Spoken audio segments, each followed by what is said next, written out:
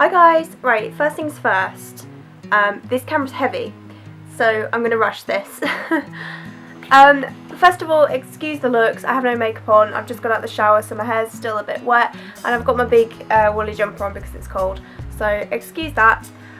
I didn't actually realise how long I'd left it to make a video, if that makes sense.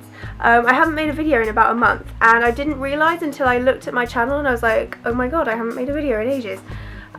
Basically, I've been really busy, and I've also been really ill. I'm actually going to put this down because it's really heavy.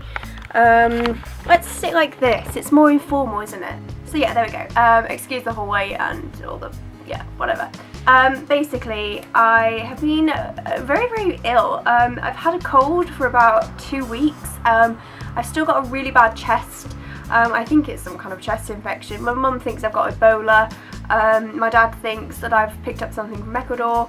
I'm not sure, but whatever. So I haven't really been up to making money videos, but hopefully that's going to change now. So today I thought I would do a bookshelf tour, which I'm excited about because I've had this channel now for nearly 2 years and you guys haven't really seen my bookshelves apart from kind of blurry in the distance. So I figured it would be nice to give you guys a bookshelf tour. Now I've been thinking about ways that I could do this, and because I know some people do it in like parts, some people just do one huge video. I'm going to do it in parts, I've decided. The reason I haven't done this before is because I've never really liked my shelves. They've always been really disorganised, but I've recently put some new ones up on my wall, so my books are a little bit more organised now. So yes, I'm really excited to share them with you, so let's just get on with it. Okay, first of all, here's an overview of my main bookshelf. Now at the top, as you can see, I have like Spider-Man stuff, Rubik's cubes, just lots of little knickknacks. This is the corner that you'll often see in the background of my videos, mainly just stuff I stick on the wall really. Mainly superheroes. I have a Cine Club Award, cards from people, a programme from when I saw Wicked in New York, Thor, Joker, and there's a little Sherlock and Molly thing down there. I don't know why I'm showing you this because this isn't really part of the bookshelf, but it is kind of joined to it, so yeah. So this is basically the shelf that I'm going to be showing you. This is my classics shelf.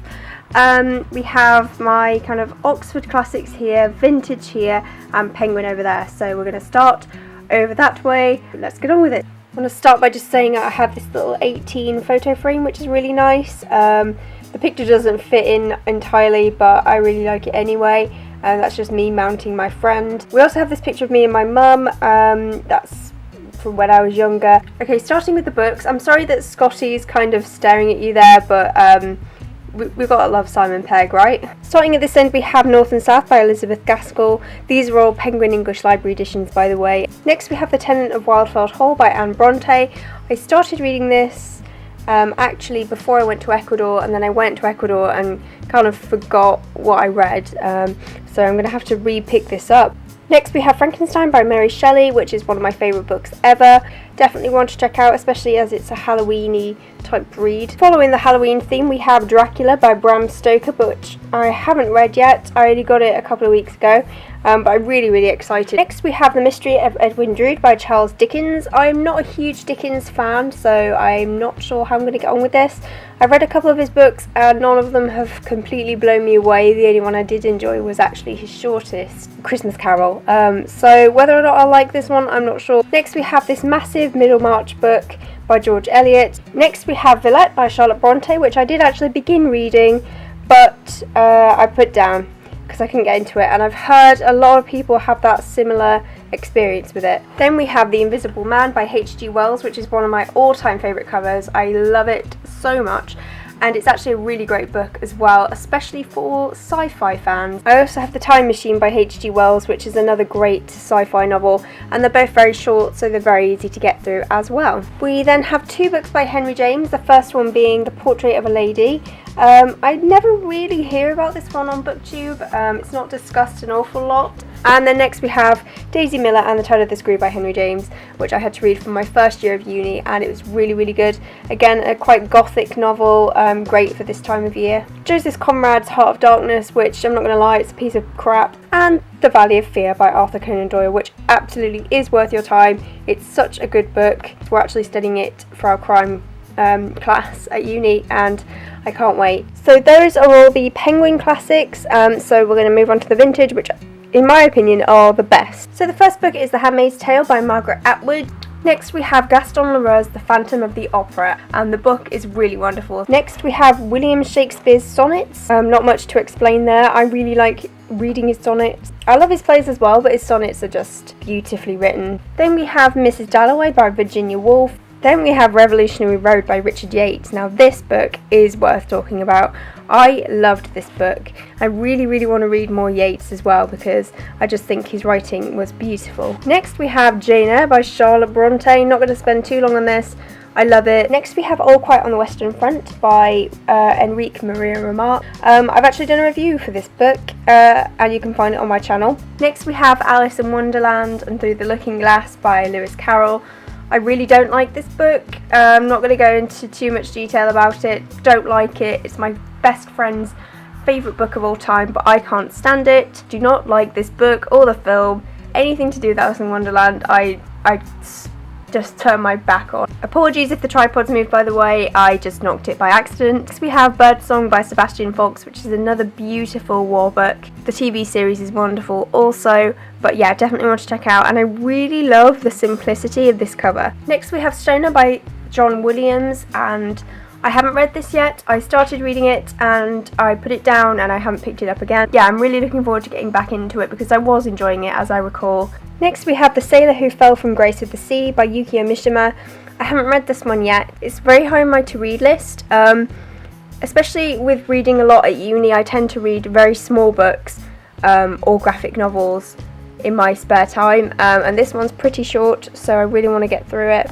Next we have Lady Chatterley's Lover by D.H. Lawrence.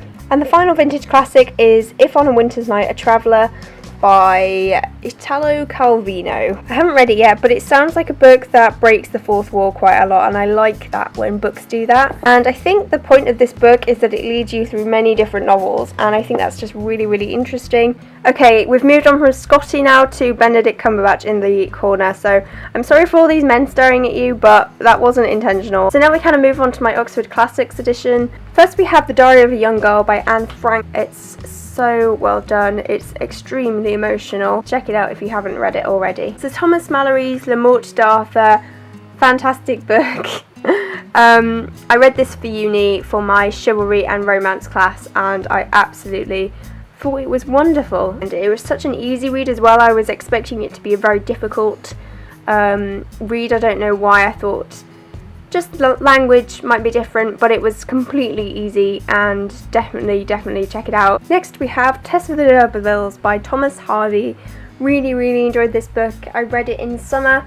I never reviewed it. I should have really started reviewing books that I read for you guys, shouldn't I? Next we have A Midsummer Night's Dream by Shakespeare, which is my favourite Shakespeare play.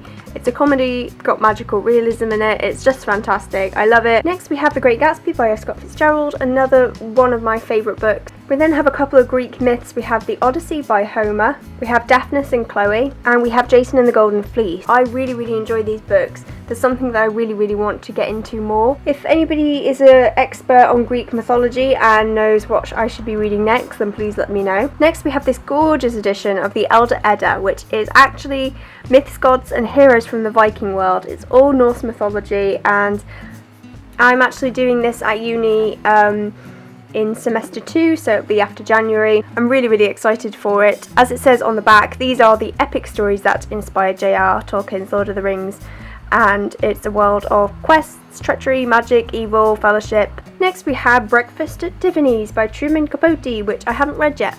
I think I hauled this in my most recent haul, and I have yet to read it. I've yet to see the film as well, so I would really like at some point to read the book and watch the film and kind of compare them. And then the final 2 books on this shelf are This Side of Paradise by F. Scott Fitzgerald and The Beautiful and the Damned by F. Scott Fitzgerald. Both of these are in Alma Classics and I absolutely adore these editions. They are so pretty. I read This Side of Paradise earlier this year and absolutely adored it, almost as much as Great Gatsby, if not more. I haven't read The Beautiful and the Damned yet, but I'm really looking forward to it. And then finally at the top here we've just got a couple of school books that I have to read, well, for uni, that I can't find a place for. The first one is A Murder is Announced by Agatha Christie. Along the same vein as Agatha Christie, James Elroy, The Black Delilah.